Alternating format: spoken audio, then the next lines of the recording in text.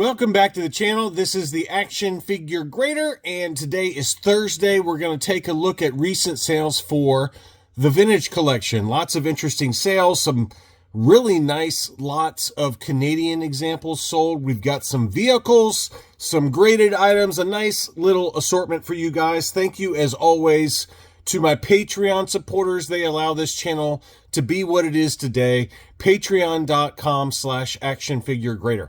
All right. Let's start off with the trusted sellers that we seem to talk about every week. And again, I haven't bought from this particular seller, but they're located up in Canada, and they have really beautiful Canadian examples for sale, and lots of items that are still for sale. So go check them out. Super Battle Droid on the Canadian card bag. It was a punched example, VC37, light edge wear on this one, but again, they're nice to have if you guys are into collecting variants, card back variants. You know, obviously there's Offerless, which we'll dig into in a little bit later on. But then you got the US release. We've got the US release with the blacked out stickers and the warning signs on the back that were up in Europe. And then you have the Canadian examples that actually have the printed multi-language offers on the back. So this is the Super Battle Droid, sold for $70. He also had the Forlom with the Boba Fett error. That was VC10. Again, a punched example. Very good shape from what I can tell on this one.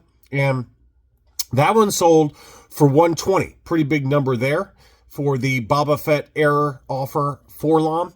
And then he had these two lots of very nice unpunched Canadians. All of these were Canadian card backs. So he's got an unlimited supply of vintage collection with the Canadian cards. So this lot of 7 included Jango Fett, the Senate Guard, Zam Wessel, Obi-Wan Kenobi unpunched, which is a very nice one. That's the first time I don't remember off the top of my head seeing that Canadian Obi-Wan before.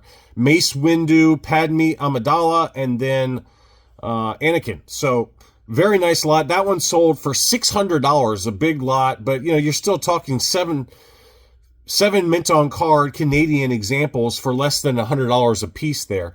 And then you had this other lot as well. This was a lot of a bunch. I'm not going to run through them all, but they were all Phantom Menace related. Probably the most desirable ones would be Darth Sidious and the Obi-Wan Kenobi. So those to me seem like they would be the most desirable from the unpunched Canadian examples from the Phantom Menace. So that lot also sold for $600. So big numbers there, but very attractive price points once you dial it back in to a per card basis. Very, very nice to see those. So next up, the other trusted seller that we talk about all the time is Power Droid. Only one from him this week that I wanted to point out, and that one is the Return of the Jedi Boba Fett with the prototype Fett offer. So this is the retail release unpunched. That one sold for $130. It sat on the market for a little while, but it did finally sell for $130.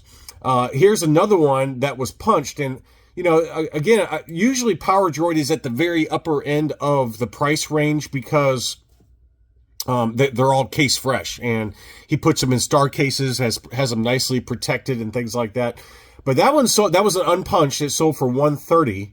And again, that was the Return of the Jedi Boba Fett. This one is also a return, but it was punched and sold for $135. So in this case, you know, this one went for $5 less than the punched example. Next up was Kit Fisto, very clean Kit Fisto with a sliding acrylic case, VC29. That one sold in an auction for $141.50. That's up a little bit from some recent sales that we've covered. It was kind of going $120, $125, but this one with the star case did go for $141.50 in an auction. Oddball is another one that kind of seems to be hovering at the upper end of that $80, $90, $100 range. This one did sell in a buy it now situation for $90 plus shipping. This one did have the Darth Maul offer there. So Oddball VC97 in very clean condition for $90 on that. Another Ahsoka just sold. This one sold at the upper end of the range as well. We've kind of been seeing 145, 150. This one sold for 160. In all fairness, it was very clean, very nice condition. It had a little bit of card curl, but nothing crazy there. In general, this was about as clean as it can get there. So the original issue, VC 102 Ahsoka, again, on the low end in an auction, maybe you get it like 135, 140. But in the buy it now, that's very clean and unpunched, 160. Next up, this was an interesting lot of two. It had the punched example of the Anakin Skywalker from Revenge of the Sith VC13, and then an unpunched Darth Maul name pill.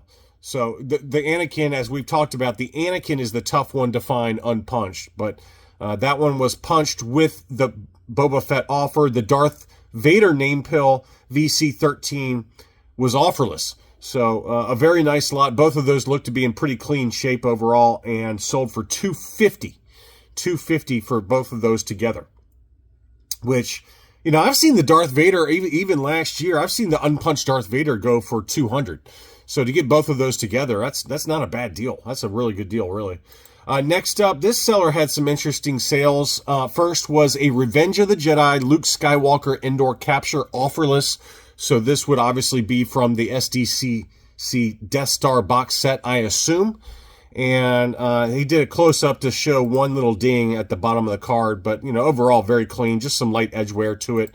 But for the Luke Skywalker VC23 indoor capture, Revenge offerless, $109.98. Now, here's an interesting comparison here, which I did not realize this, but you guys probably did because, if you know the vintage collection better than I do, which is not hard to do. So we've got two sales for the offerless Revenge of the Jedi Darth Vader and the VC08 Revenge of the Jedi Darth Vader. So these would be, again, I assume, from the SDCC box set. So this one sold for $120. Another one sold that was also unpunched, also offerless Revenge of the Jedi, that sold for $80. That was a good deal there. Now, here's the interesting one. This is the Revenge of the Jedi Darth Vader with the prototype FET offer. So this would be the retail release, and apparently the retail release Revenge of the Jedi is tougher to find because this one sold at auction for $164.50. So, it's interesting to me how you would think that the SDCC version would be more expensive, but apparently not. So I would assume that most of the retail releases were Return of the Jedi and didn't have that Revenge of the Jedi on there. So that's just a guess. I don't know why this one went so high, other than it's just a little harder to find versus the Return of the Jedi with the prototype FET offer. So $164.50 on that one. That was just kind of an interesting comparison. Next up, Grand Moff Tarkin. That's another one that seems to bounce a little bit, although this was a buy it now. It's always a little more telling when it's an auction, but I did want to point out this beautiful example of VC98 Grand Moff Tarkin, unpunched, U.S. card sold for $150, which is up a little bit. This one had kind of been creeping closer to $125 or even slightly below that. I think we saw a recent sale that was around $100. So just kind of interesting that it's bounced a little bit. Next up, some vehicles, and this one just sold here recently, March 2nd. I'm making this video on March 4th. I have to make it a little earlier than I usually like to because of my schedule for the following week. So this is the Millennium Falcon with the Star Wars racetrack. This one sold in an auction for $451. That's kind of the lowest number I believe I've seen in a while. And, the box did have some kind of over-taping going on.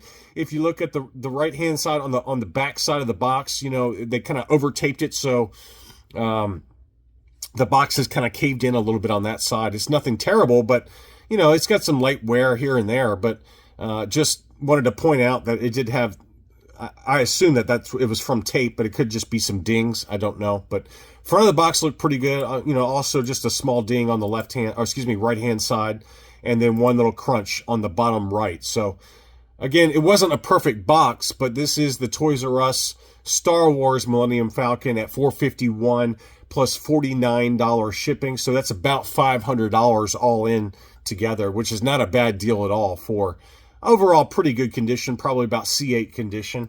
Next up was the TIE Interceptor. This one looked, basically factory fresh, I think.